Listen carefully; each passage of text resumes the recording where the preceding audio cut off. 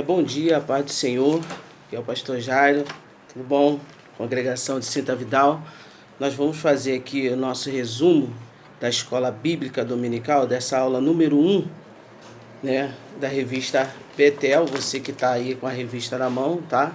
Você vai fazer um resumo, vou fazer um resumo para a gente, durante esse domingo, né? Os professores e os alunos vão estar lendo a revista e lá nos seus grupos vocês colocam qualquer dúvida que tenha referente à revista, tá bom? A lição 1, ela vai tratar especificamente sobre a introdução da revista, né?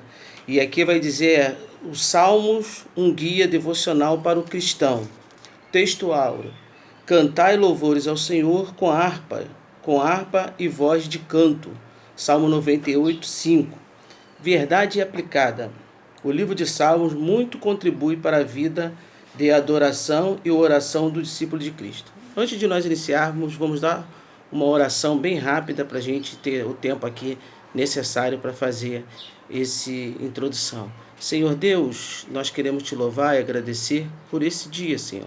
O Senhor nos deste, Senhor, para estudar a tua palavra na EBD da Escola Dominical. Que os professores assim, Senhor, que tiverem de mão, Senhor, desse material para que possa dar aula para os seus alunos, possa ser abençoados e passar, Senhor Deus, as tuas verdades na aula da Escola Bíblica Dominical. Toma, Senhor, nas tuas mãos cada professor, superintendente, presbítero Alexandre, Augusto, Senhor, e demais professores e alunos. No nome de Jesus, amém. Então nós vemos aqui o objetivo da lição dos Salmos é apresentar uma visão panorâmica dos Salmos, é o que nós vamos estudar, mostrar a importância dos cânticos, né? Salmos, ele é colocado como saltério, ou seja, como canto, destacar alguns termos específicos dos Salmos.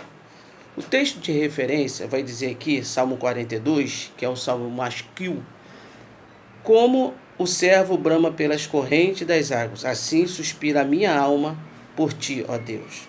Salmo de número 44, ele vai dizer: o Deus nós ouvimos com nossos ouvidos, e os nossos pais nos têm contado os feitos realizaste em seus dias, nos tempos da antiguidade. Salmo 45, o meu coração ferve com as palavras boas, falo do que tenho feito no tocante ao rei, a minha língua e a pena de um destro escritor. Amém? Aqui eu fiz um resumo aqui, para a gente dar uma lida aqui, antes de a gente entrar na revista. O estudo dos Salmos.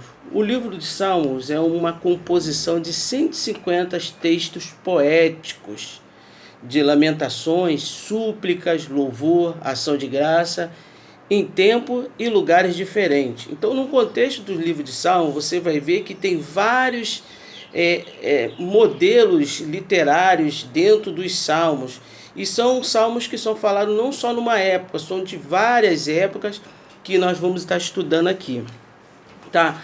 O livro de Salmos é um dos mais estimados e usados do Antigo Testamento e ao mesmo tempo é um dos mais problemáticos do cânon, ou seja, do contexto dos livros reunidos. Os Salmos não é uma coisa tão fácil para você estudar. Você tem que meditar para saber justamente o período em que a situação foi falada, para quem foi dito aquilo, quem estava sendo narrado no Salmo, tá? E é difícil as questões relativas à autoria, composição, teologia, interpretação, aplicação e função contribui para a complexidade do livro. Então, dentro do livro do Salmo, você tem várias questões relativas à sua autoria, a composição, como é que foi composto, a teologia que ali está sendo produzida dentro do Salmo, interpretação, aplicação e função. Isso tudo forma a complexidade que é o livro de Salmos, tá? O fato de muitos cristãos, ao longo dos séculos, irem encontrando consolo em seus escritos nos tempos de necessidade, e nunca considera essas questões que servem de testemunho do poder de Deus e mistério por meio do livro de Salmos. Ou seja, os cristãos encontraram várias situações na sua vida que o livro de Salmos trazia tranquilidade, trazia segurança, E nenhuma dessas complexidades, como a teologia, a interpretação, composição, função literária, nada disso atrapalhou, mas simplesmente mostrou que o livro de Salmos é justamente algo que fala do poder de Deus de transformar, tá? Não sabemos a data exata de cada salmo escrito, né? Mas não há especificação, pois cada salmo, saltério, é de uma época pré-exílica, passando por tempo do cativeiro até o pós-exílio. Então tem salmo que é antes do exílio, né? Tem salmos que é do tempo do cativeiro e depois tem salmos que são após o exílio, após o cativeiro. Então são vários salmos que são compostos no meio desse cenário todo, correto? A seleção e formação da coletânea do Cânon dos Salmos levou vários séculos e foi concluído somente no final do século III antes da era cristã, antes de Cristo, entendeu? Ali antes de Cristo foi terminado o livro de Salmos, né? Os autores dos Salmos, nós temos aqui as divisões aqui para você ter. Tem algumas pessoas que têm umas divisões diferentes, mas vamos seguir o que a nossa teologia pentecostal tem nos ensinado. São 73 salmos atribuídos a Davi, né? 12 salmos a Asaf, 11 salmos aos filhos de Corá, né? Coré, como algumas bíblias têm, que são os levitas que atuavam também, 2 salmos de Salomão, 1 salmo de Moisés, 1 salmo de Etã e 50 salmos de autores desconhecidos, que foram justamente nesse período pré-exílico, período de cativeiro e período pós-exílio. Então são esses salmos que tem. Isso aqui é uma introdução, tá? Martim Lutero chegou a denominar que o livro dos Salmos é uma pequena Bíblia, porque tem tantas coisas boas ali que Martim Lutero, na sua teologia, estudando ali, ele falou assim, olha, isso aí é uma pequena Bíblia, né? Os salmos dentro do judaísmo, o salmo fala da grandeza de Deus, da sua bondade, do seu poder e da sua justiça. Muitos salmos são preces, súplicas a Deus, alguns contêm bons conselhos, indicando o caminho da verdade, felicidade, através da virtude e do cumprimento do mandamento de Deus. Os salmos têm esse poder, né? Os salmos retratam, além disso, a mais íntima expressão de dor, angústia, coragem, louvor e confiança em Deus. Quando você lê o salmo, você consegue visualizar essas informações. Quando um conjunto de letras na vertical formam uma palavra com significado. Isso aqui já é mais dentro da revista. Então aqui, tópico 1 vai dizer assim, título e divisão do livro e os autores. Tem toda aqui, né, nesse tópico 1 vai falar sobre a questão do título e divisão do livro de autores, que eu já até falei aqui, tá? No 1, 2 vai dizer divisão do livro. É comum considerar a divisão do livro de Salmo em 5 livros, que começam respectivamente no Salmo de 1, 42, 73, 90 e 107. Né? Aí eles vão dizer que dentro do Salmo existe uma divisão. Você vai ver essas informações aqui no tópico 1. 1, 3 vai dizer dos autores, que eu até já mencionei aqui, os autores, né, de cada salmo e cada período que foi, né, referente a esse salmo. Você estudando isso aí em casa, pegando a sua revista para você poder ler, tá? O tópico 2 vai dizer principais características do livro. Ou seja, qual é a característica do livro do Salmo? Principal, é um livro poético.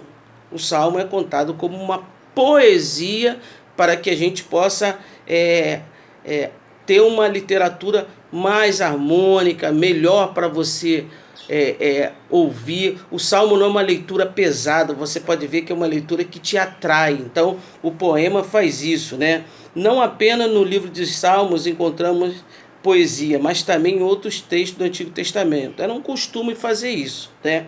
E aqui no 2 vai dizer assim, acróstico. Não fique assustado com essa palavra. O que é um acróstico? Acróstico é quando um conjunto de letras na vertical formam uma palavra com significado. Então, Dentro dos salmos, vai ter alguns salmos que tem acróstimo, ou seja, aquele salmo, além de estar escrito, ele quer dizer uma outra coisa. Exemplo, quando você lê a palavra denominador, eterno, único, salvador, se você pegar as primeiras letras de cada palavra dessa no sentido vertical, você vai encontrar a palavra Deus. Deus, dominador, eterno, o único, salvador. Isso tem que ter um significado, ou seja, o acróstimo dentro do salmo ele tem que apontar para alguma coisa. Então, o salmo tem essa característica de apontar para o Messias, apontar para uma vida futura, apontar para uma esperança. Então, dentro do salmo tem sempre um acróstico, que é uma palavra que tem um sentido vertical. Amém? 2.3. Refrão. Outra característica dos salmos. Isso aqui já é para quem é músico, né? A música ela tem um refrão. Então, os salmos é um cântico. Era costume das pessoas quando se reuniam, lá no primeiro século da igreja, eles cantarem salmos. Eles louvarem ao Senhor com salmos, porque o salmo remetia a situações passadas, a situações presentes, a situações que poderiam ser futuras. Então, era comum eles cantarem no livro de Salmos, tá? O 3, esclarecimento de algumas expressões. E aqui vai ter Selá, Hagianon, Mictão. Então são palavras que vão dar significado ao quê? A toda essa conjunto de informações, né? Selá é pausa, tem um termo Hagnon que vai dizer que é uma versão mais antiga, Mictão. Você lendo aqui na revista, ele vai te dar todas as instruções de cada palavra dessa. No 3.2 vai dizer aqui, Gedutum e Masquil. As anotações editoriais do Salmo 39, 62, 67, 77 estão relacionadas com Gedutum. Quem é Gedutum? Pastor, quem é Gedutum? Gedutum era um levita da família de Meari, um dos 3 mestres de música nomeados por Davi. Está lá em 1 Crônica 16:41. Está lá Gedutum. Alguns teólogos chamam que ele é o pai da música, pai das melodias. Então, você vai ver que alguns salmos foi atribuído a Gedutum. Masqui é um salmo de sabedoria, não tem uma denominação certa. Por exemplo, também não há consenso quanto ao seu sentido. Pode ser salmo de entendimento, ou salmo didático, né? O salmo de ensino. Contudo, também há outras questões, como o salmo eficaz ou salmo habilidoso, ou seja, Masqui foi até os 3 salmos que nós lemos aqui no início da revista. Se você ver lá, o autor vai estar lá, Masqui. Então, são salmos de sabedoria. E por último, 3.3, vai falar degraus, né? Degrau já está dizendo o significado, literal, é subir. Ou ainda, cântico dos degraus. Cântico de peregrinação, consiste na tradução do título dos Salmos, está lá, 120, 134.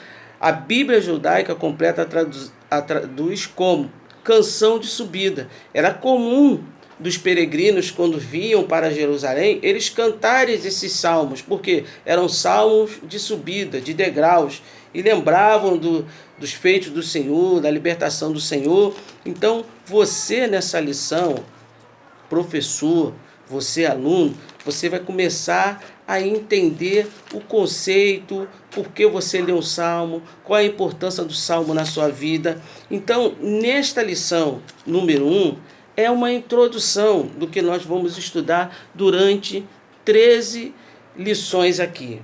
Maravilhoso. Então, não perca, não deixe de perguntar ao seu professor, faça suas dúvidas lá, que eles vão te dar as instruções corretas. Os professores estão preparados para justamente passar um pouco de conhecimento dos salmos, tá? A conclusão, o livro dos salmos é um indispensável guia para louvor e oração, tanto individual como coletiva, principalmente nesse tempo de tantas distorções e superficialidade doutrinárias expressar em muitos cânticos. Então nós precisamos entender que é necessário nós abraçarmos a palavra de Deus, entendemos o contexto da palavra de Deus, para que nós possamos cada vez mais ficar rico em sabedoria. Que Deus te abençoe e te dê uma boa aula de Escola Bíblica Dominical e que você seja um aluno exemplar. Deus te abençoe em nome de Jesus. Amém.